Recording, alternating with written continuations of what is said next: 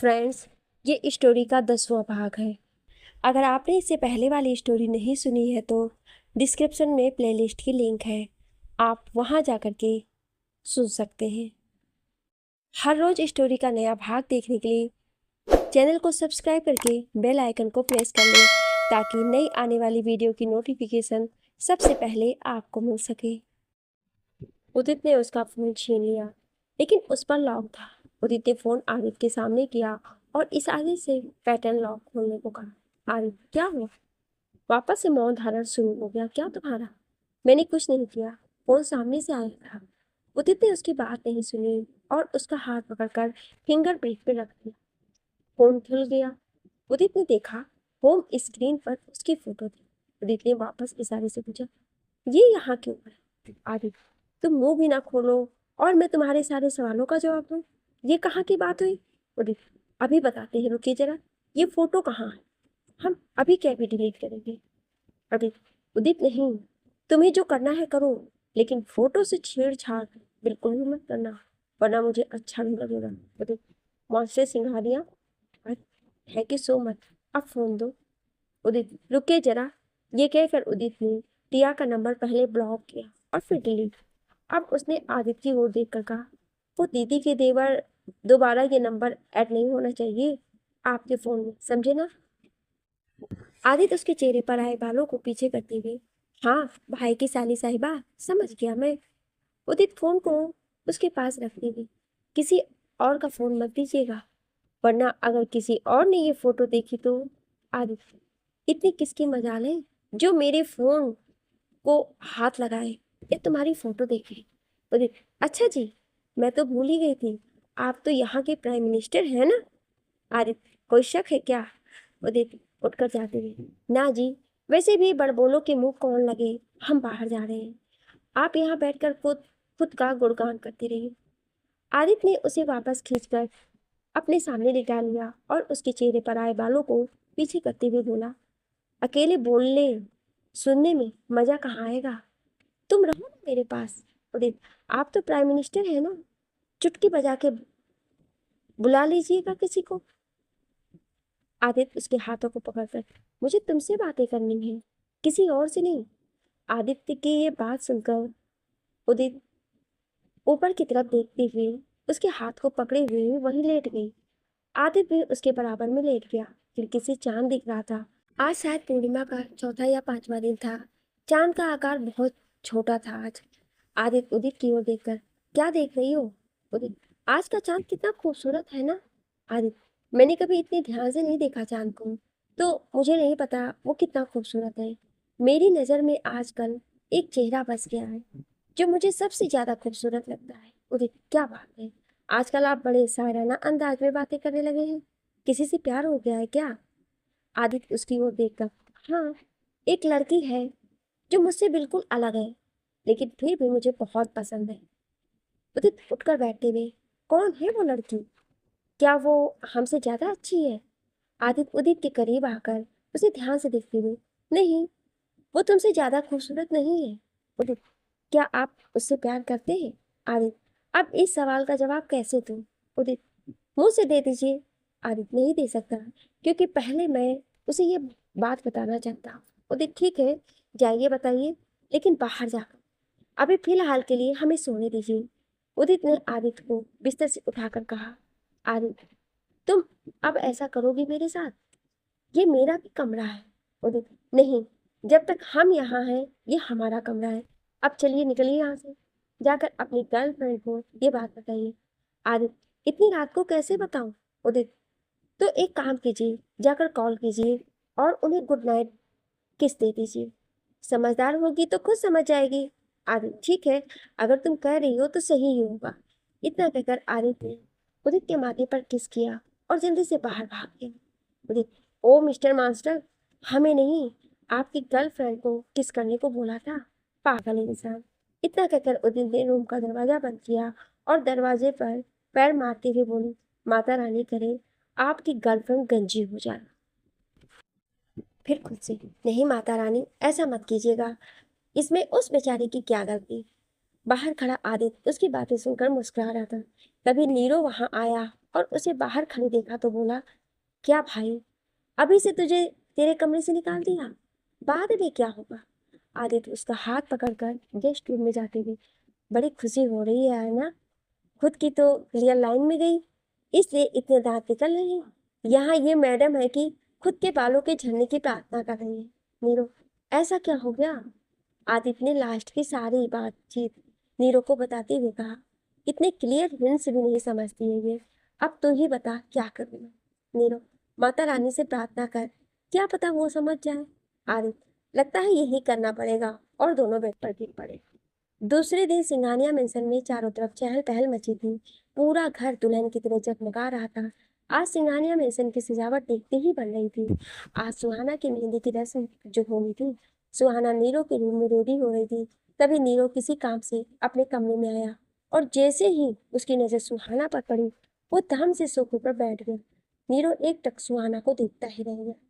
सुहाना ने हरे रंग का लहंगा पहना with golden work, deep neck blouse, golden net dupatta with mirror work, साथ में चांद मांग टीका, लॉन्ग इयरिंग, बिल्कुल ही हल्का मेकअप, आंखों में काजल और होठों पे हल्की गुलाबी लिपस्टिक जो उसकी खूबसूरती में चार चांद लगा रही है।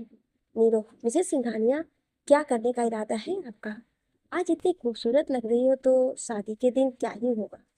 बंदा तो वैसे भी आप पर पूरी तरह फिदा है, फिर आज एक खूबसूरती की बात क्यों? सुहाना उसके पास आई। आज पहली बार था जब सुहाना नीरो के मजे लेने के मूड में थी। उसने नीरो के सीने पर हाथ रखकर कहा, इरादे तो नेक नहीं है। फिर नीरो के गले में हाथ डालकर, वैसे मिस्टर हस्बैंड, आप भी कुछ कम नहीं लग रहे हैं। तो आप बताइए, आपके क्या इरादे हैं? सुहाना ने झूठ नहीं कहा था। नीरो सच में आज बहुत हैंडसम लग रहा था। नीरो ने हरे कलर की शेरवानी विद गोल्डन जैकेट, साथ में जेब में रख रेड रोज, हाथ में कलावा, दूसरे हाथ में रुद्राक्ष और त्रिशूल मिक्स कड़ा, पैर में राजस्थानी वर्क मोजड़िया, कुल मिलाकर वो मेड फॉर ईच अदर लग रहे थे। नीरो, अब तुम्हारी जैसी परी के हस्बैंड बनने वाले हैं तो लेवल तो मेंटेन रखना पड़ेगा। नीरो सुहाना को गले लगा लेता है। Nero, thank you so much मेरी लाइफ में आकर इसे परफेक्ट बनाने के लिए। सुहाना, आपको थैंक यू हमारी लाइफ में आने के लिए। तभी वंदना और शांतनु रूम में आते हैं। वंदना ने हरे रंग की बिग बॉर्डर की साड़ी पहनी है विथ हाई ज्वेलरी, और शांतनु ने लखनवी कुर्ता विथ रेशमी अचकन। वंदना, हाँ हाँ थैंक्स और शुक्रिया का सिलसिला ख़त्म हो गया हो तो बाहर चले भाभी जी। नीरो वंदना के पैर के पास बैठकर अपनी हथेली को वंदना के आगे करके, of course beautiful lady, can you join my company? Vandana, और दिन होता तो मना कर देते, क्योंकि हमारे पति से ज़्यादा हमें किसी का साथ नहीं पसंद, लेकिन आप इतने प्यारे लग रहे हैं तो आज हम तैयार हैं। वंदना नीरो के हाथ में अपना हाथ दे देती है। नीरो, तो चले? वंदना, लेकिन सुहाना जी। शांतनु, नूरजहां, अगर आज के दिन आप हमारा साथ छोड़ रही हैं तो हम सुहाना जी के साथ नीचे जाना पसंद करेंगे। जीजू ने सुहाना के आगे अपने हाथ किए और बोले, तो मालिकाएं हुस्न, आप हमारे साथ आज के जश्न में शामिल होना पसंद करेंगी? सुहाना मुस्कुराते हुए शांतनु के हाथों में हाथ डालकर, जरूर जीजू, इतने हैंडसम बंदे को मना करके हम नरक में नहीं जाना चाहते। सब साथ में हंसते हुए नीचे आते हैं। नीचे बहुत सारे मेहमान आ चुके हैं। शाम हो चुकी है तो मेहंदी की रस्म पूरी होने वाली थी। आज टिया अपने पापा मिस्टर सूर्यवंशी के साथ आई है। टिया ने हाफ शोल्डर ब्लाउज के साथ सिंपल लहंगा पहना है। आदित्य ने आज खुद इनका वेलकम किया, जिसे देखकर नीरो ने जीजू की ओर देखकर कहा, जीजू, आज आदित्य तो कसाईयों वाली हरकत कर रहा है। जीजू आदि की ओर देखकर, क्यों भाई, ऐसा क्या कर रहे हैं साले साहब? नीरो, आपको तो पता है इन बाप बेटी के कारनामों का। ये सब जानने के बाद भी आदि इनकी इतनी खातिरदारी कर रहा है, क्योंकि आज आदि इनके कारनामे इन्हीं के मुंह से निकलवाएगा। जीजू, लेकिन वो खुद का गुनाह क्यों कबूल करेंगे? नीरो, डोंट वरी जीजू, यह आदित्य राय सिंघानिया है। ये अपने पर आ जाए तो मुर्दे से बुलवा ले। ये बाप बेटी तो फिर भी जिंदा है। वो टिया को उसी के जाल में फंसाने का खेल खेल रहा है। इंसान वो टिया को ये यकीन दिलवाना चाह रहा था कि वो भी फैमिली मेम्बर्स में शामिल हो चुकी है। जीजू, वाह भाई, साले साहब का दिमाग तो हमसे भी तेज चलता है। नीरो, ऐसे ही थोड़े इसके राइवल इससे डरते हैं, एक साथ 10 दिमाग लेकर चलता है ये। जीजू, वो तो जानते हैं हम। नीरो, बस आज शांति से आप इन बाप बेटी का तमाशा बनते देखिए। दोनों मुस्कुराने लगते हैं। आदित्य टिया के पास बहुत देर तक खड़ा रहता है। ये देखकर टिया बहुत खुश होती है। वो दिखावे के लिए आदित्य से कहती है, आदि तुम कहो तो मैं सुहाना भाभी से मिल लूँ। आदित्य टिया के हाथों को पकड़कर, ऑफ कोर्स, आखिर कल तुम्हें उन्हीं के साथ रहना है। मैं तो यही कहूँगा कि उदित की वजह से तुम भाभी के साथ अपने रिलेशन मत खराब करो। नीरो मेरे लिए बहुत मायने रखता है, इसलिए भाभी भी मेरे लिए इम्पोर्टेंट है। टिया उसके हाथ में हाथ डालकर, इसीलिए तो कह रही हूँ मैं उनसे मिलने जा रही हूँ, तुम चलोगे क्या?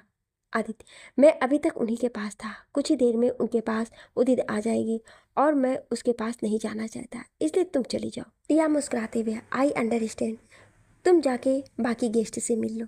आदित्य उसके हाथ को चूमकर, that's why I choose you.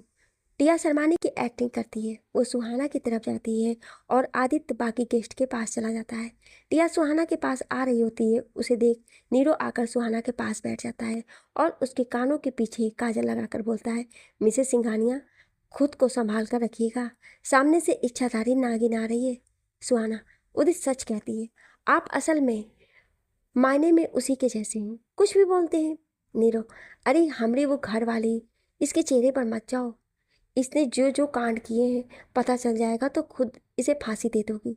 अच्छा सुनो, ज़्यादा फ्रेंडली मत हो जाना इससे, तुम्हारी बहन की सबसे बड़ी सौतन है ये। सुहाना पास आकर, भाभी आज आप बहुत प्यारी लग रही हैं। सुहाना कुछ कहती उससे पहले उसके पास बैठा आकाश बोल पड़ा, अच्छी हैं तो अच्छी ही लगेंगी, आपको नज़र लगाने की क्या ज़रूरत पड़ी है, अब मुझे इनकी नज़र उतरवानी पड़ेगी। ये कहकर वो बंदा के पास गया और उसका हाथ पकड़कर सुहाना के पास लाया। आकाश, दीदी, जब हम तीनों भाई अच्छे लगते हैं तो आप हमारी नज़र उतारती हैं ना?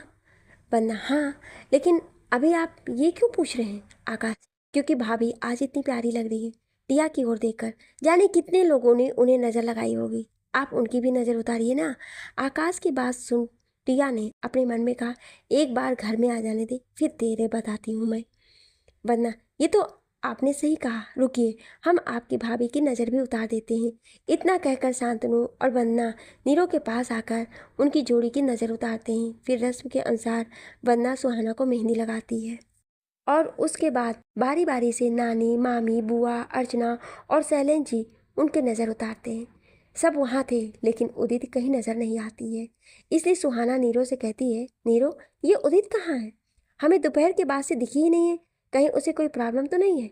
वो भी क्या कहेगी कि अपनी शादी में हम ऐसे खोए हैं कि अपनी बहन को ही भूल गए। नीरो, यार तुम बहुत जल्दी घबरा जाती हो, कुछ भी हो जाए उदित ऐसा कुछ भी नहीं सोच सकती, रुको, मैं किसी से कहकर उसे बुलवाता हूँ। ये कहकर नीरो ने नील को बुलाया और उसे उदित को बुलाकर लाने को कहा। तभी आदित्य नीरो के पास आया और उसके कानों में बोला, भाई हमारी मैडम कहाँ है? कहीं उन्होंने मुझे रिया का हाथ किस करते देख तो नहीं लिया? नीरो, हाँ तो ज़रूरत क्या थी वो करने की? आदित्य, यार तू भी अब जलने वाली गर्लफ्रेंड वाली हरकतें मत कर। उदित, काफ़ी है उसके लिए, बता वो कहाँ है? सुहाना, भाई हम भी उन्हीं को ढूंढ रहे हैं, दोपहर से नहीं दिखी हमें।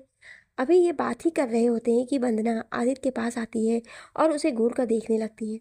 नीरो और आदित्य उनके घूरने का मतलब समझ गए जाते हैं। दरअसल सबने आज की रस्म के हिसाब से कपड़े पहने हैं, लेकिन आदित्य अपने वही ऑफिस वियर में था। उसे देख के वंदना ने अपना माथा पीटते हुए कहा, इसका कुछ नहीं हो सकता।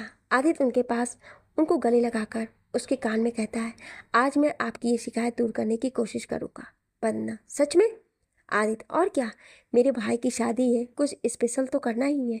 फिर वो नीरो के पास आया और उसके कानों में बोला, मैं उदित को ढूंढता हूँ, तब तक तू सारी चीज़ें सही से कर। तभी उसकी नज़र टिया पर पड़ती है जो उसकी ओर देख रही होती है। आदित्य उसकी ओर देखकर मुस्कुरा देता है। सुहाना को मेहंदी लगनी शुरू हो जाती है। तभी आकाश सुहाना के पास आकर बोला, भाभी आप आज बहुत अच्छे लग रहे हो, लाइक चांद। इसकी इस बात पे सब मुस्कुराने लगते हैं। तभी आदित्य इधर उधर देखते हुए बोला, यार भाभी तो चांद लग रही है, लेकिन हमारा चांद कहाँ है? ये कहते हुए आदित्य ने जीजू के कंधे पर हाथ रख दिया, ये सोचकर कि नीरो उसके पास खड़ा है। शांतनु, परेशान ना हो साले साहब, बस निकल ही रहा होगा अभी कहीं से। आदित्य जीजू को अपने पास देखकर चौंक गया। उसने उनके कंधे से अपना हाथ हटाया और जीजू के कंधे का कुर्ता ठीक करते हुए बोला, अरे जीजू आप सॉरी, मुझे लगा नीर है। शांतनु, कोई बात नहीं साले साहब, इस स्टेज पर अक्सर ऐसा होता है। कभी हम भी अपने चांद का वेट ऐसे ही करते थे। दोनों हंसने लगते हैं। तभी सामने से उसे नील के साथ आती हुई उदित दिखती है। उदित ने भी ग्रीन लहंगा पहना है जिसमें छोटे छोटे रेड फ्लावर डिजाइन हैं।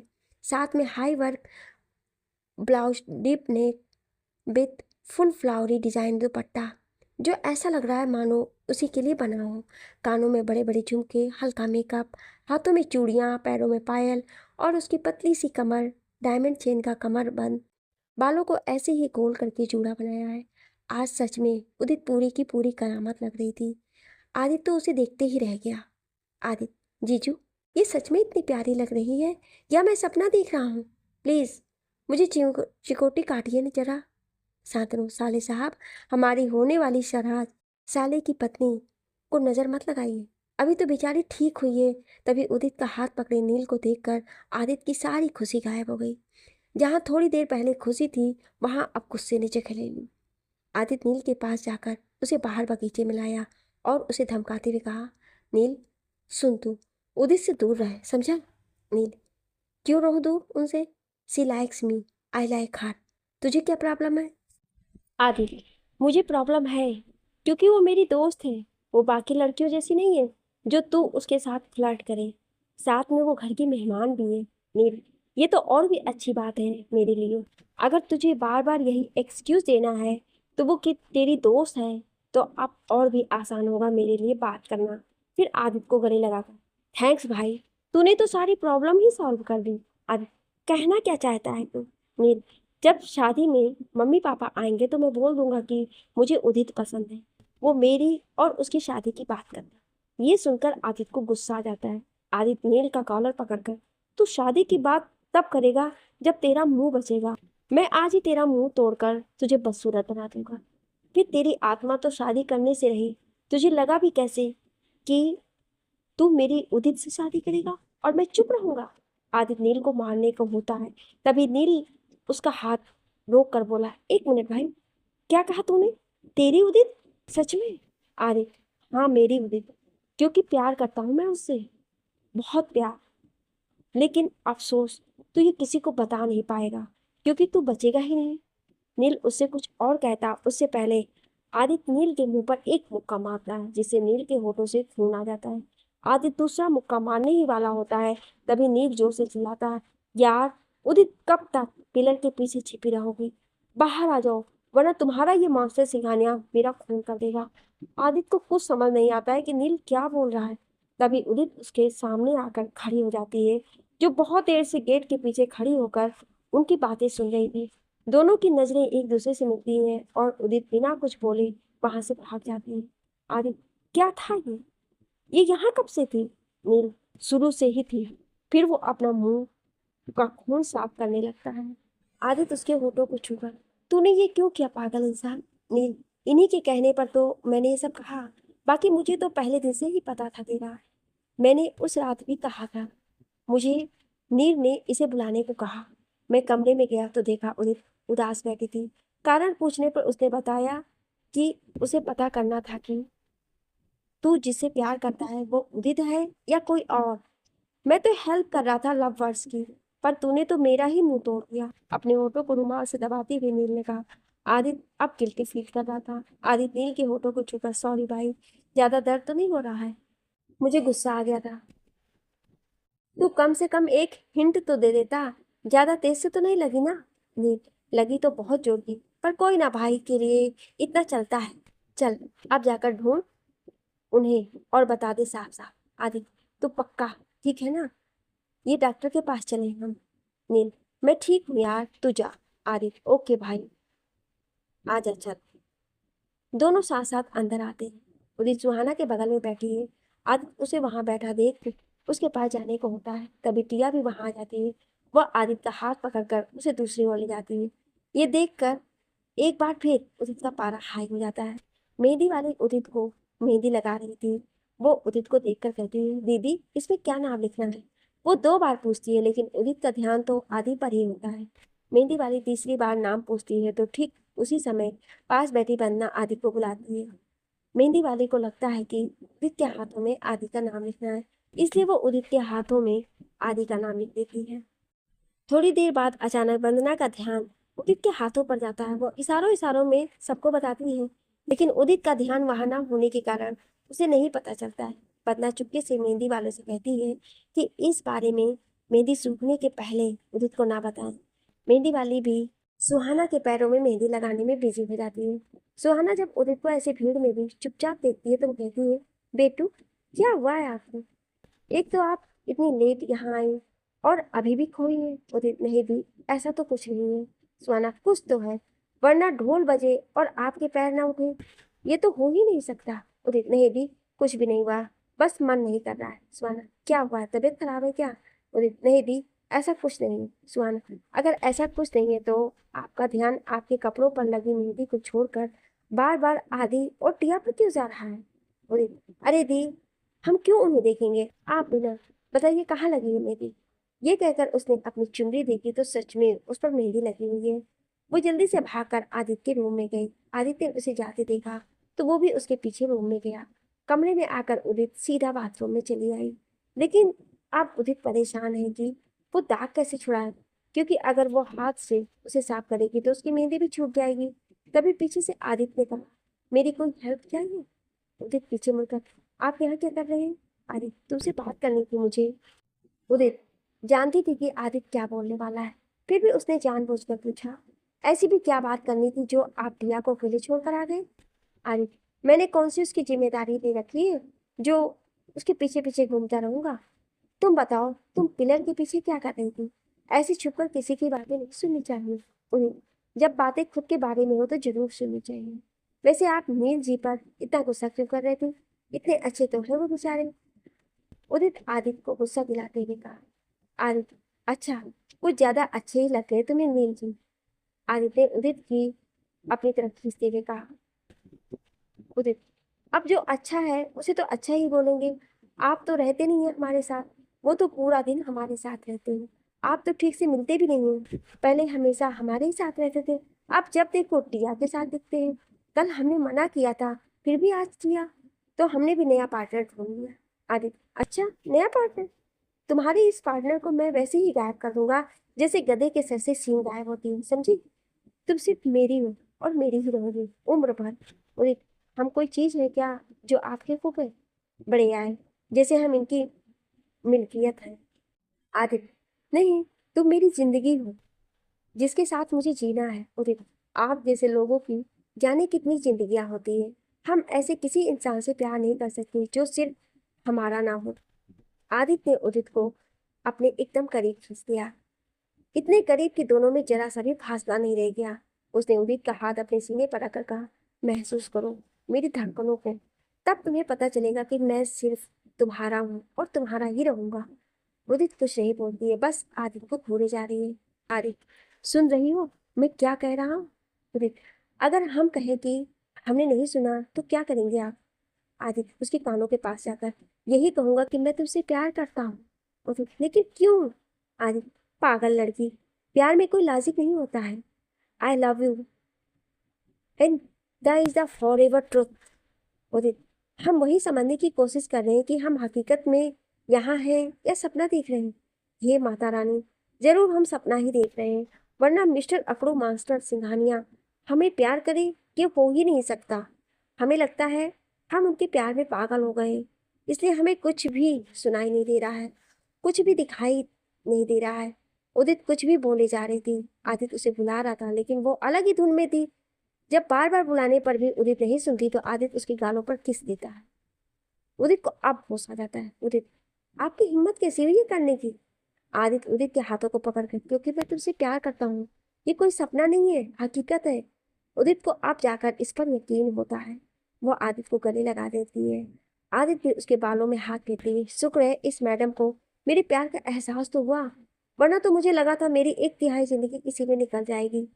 कुछ देर बाद आदित्य, वैसे तुम यहाँ क्यों आई थी? उदित वैसे ही आदित्य के गले लगे हुए, हमें नहीं याद। आदित्य, उदित, तुम्हें सब ढूंढ रहे होंगे, बाहर नहीं जाना क्या तुम्हें? उदित ना में सर हिलाते हुए, नहीं, हमें आपके पास रहना है। आदित्य मुस्कुराकर, अभी तक तो मुझसे भाग रही थी और अब मेरे पास रहना है? अगर किसी ने हमें देख लिया तो? उदित, हम नहीं डरते किसी से। ये कहते हुए उदित ने और जोर से आदित्य को हक कर लिया, जैसे आज बहुत दिन बाद वो उससे मिली हो और उसे जाने ना देना चाहती हो। आदित्य, उदित, उदित, हाँ। आदित्य के बालों में उंगलियां घुमाते हुए, अगर मुझसे पेट भर गया हो तो नीचे चले। आदित्य की बात सुनकर उदित शर्मा कर आदित्य से दूर हुई। उसका सर अब भी नीचे की तरफ है। आदित्य, मैंने तो कह दिया, तुम कब कहोगी? क्या? आदित्य, यही कि तुम मुझसे प्यार करती हो। उदित आदि को छेड़ते हुए, हम भला क्या कहेंगे? हम आपसे प्यार थोड़े करते हैं। हमें तो हमारे जीजू जैसा कोई चाहिए, जो गुस्सा ना करे, हमें प्यार करे, हमारे साथ रहे। आप जैसे थोड़े, जो दूसरों के हाथों में हाथ डाल के घूमे और हमें किसी से बात भी करते देख लो उसका जबड़ा भी तोड़ दो। आदि, अच्छा, तो तुम मुझे प्यार नहीं करती? ठीक है, कोई बात नहीं। फिर अगर तुम मुझसे प्यार नहीं करती तो मैं जा रहा हूँ नीचे टिया के पास। बोले, ठीक है, तो जाइए ना, रोका किसने है? आदित्य बाहर की तरफ जाते हुए, ठीक है। आदित्य जाने लगता है। उदित को लगता है आदित्य मजाक कर रहा है, लेकिन जब आदित्य गेट तक पहुंच जाता है तो उदित दौड़कर उसे पीछे से पकड़ लेती है। उदित, कैसा प्यार है आपका? हमने मना कर दिया तो जाने लगे? थोड़ा तो मजाक करने का हक बनता है हमारा भी। आदित्य पीछे मुड़कर उदित के चेहरे को अपने हाथों में लेकर उसके माथे पर एक किस करता है। तब तक उदित की आंखें नम हो चुकी होती हैं। आदित्य ने वापस उसे अपने सीने से लगा लिया और बोला, तुम्हें क्या मैं इतना सीधा लगता हूँ कि तुम मना कर दोगी और मैं मान जाऊंगा? अरे मेरी पागल, तुम जबान से ना भी कहो तब भी तुम्हारी आंखों का प्यार नहीं छुपने वाला। मुझे पता है तुम मुझे बहुत प्यार करती हो, और रही तुम्हारे बोलने की बात, वो तो मैं तुमसे बुलवा के ही लूंगा। फिर उसके चेहरे को देखकर, इन आंखों में दोबारा आंसू नहीं आने चाहिए। ये मेरी तरफ गुस्से में देखती हुई है, अच्छी लगती है। सब अपनी प्यारी उदित को ढूंढ रहे होंगे। कभी कभी तो मुझे लगता है घर वाले मुझसे ज्यादा प्यार तुम्हें करते हैं। ये कहकर आदित्य गेट खोलकर जाने लगता है तो उदित उसे बुलाती है। उदित, सुनिए। आदित्य, क्या हुआ, कुछ कहना है?